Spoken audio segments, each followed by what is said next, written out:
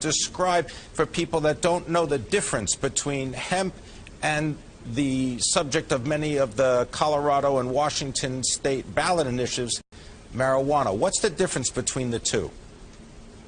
The main difference is when you smoke hemp, if you were stupid enough to smoke it, you will not get high. There's no THC in hemp. Hemp is strictly an industrial plant that makes 50,000 industrial products, and marijuana it's for medicinal purposes and for recreational purposes. Okay, so we've got the difference that hemp is an industrial product. Why can't we grow hemp currently? How did that come about?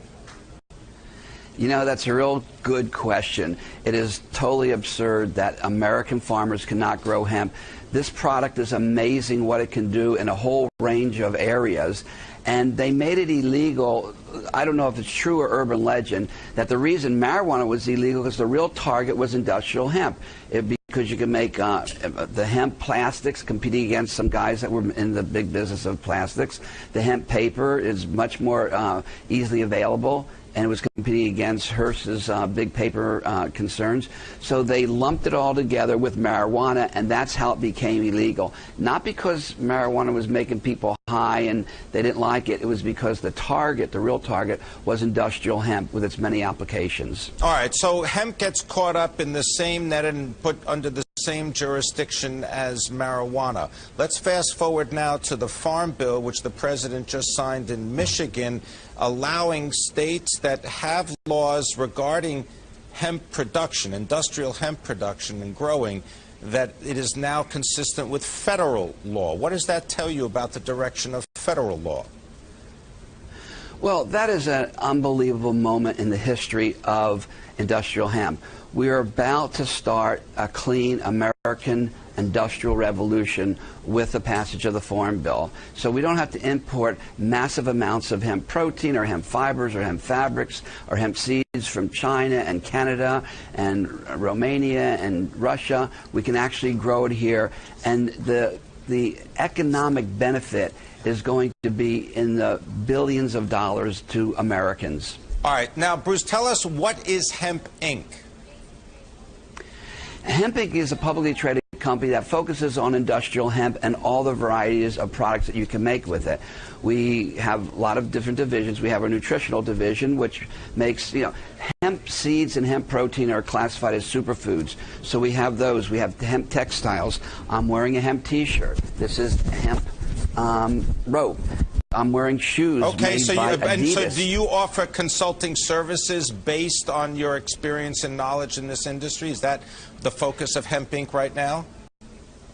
It's not. It's the focus. It's the fastest growing, most flexible, and most profitable division of our company because of our vast knowledge of this industry since I was basically 16 years old. Okay. Now, I got to ask you, though, on a personal basis, going back, you mentioned being 16 years old. You also spent some time at the courtesy of the government in a way that, well, you were incarcerated. Tell us a little bit about that. Yeah, the media dubbed me the king of pot because I was the largest marijuana smuggler in West Coast history. And your Trish Reagan did a story called, a documentary called Marijuana Inc., which featured my smuggling career. For the benefit of being the king of pot, I got to spend 9 years in federal prison. And fast forward to today, that experience, that benefit of the knowledge of medical marijuana and industrial hemp has served me very well in the public sector. Okay. Now, having said that, the company, Hemp Inc., one of the reasons that we note it is because it's been so heavily traded. There's been a lot of volume. People can describe stocks of this size as being penny stocks. Are you surprised, and are you at least concerned about the increase of volume in the trading of your stock?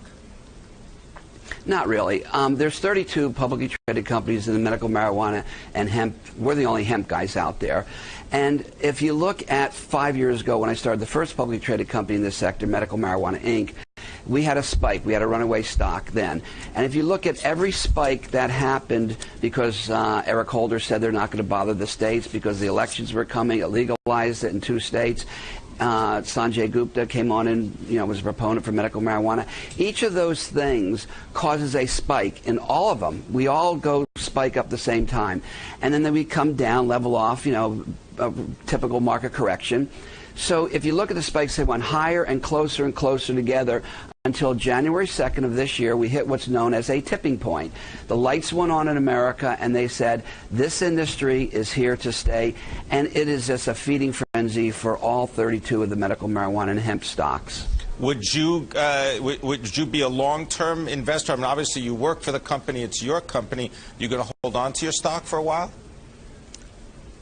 I hold on to my stock, and I buy the other guy's stock and hold on to that, because long term, we're at the birth of an industry. This is a dot-com explosion, except there's a real product or real products behind us, not air. All right? And we have the benefit of the internet. They weren't building it like they were in the mid-'80s.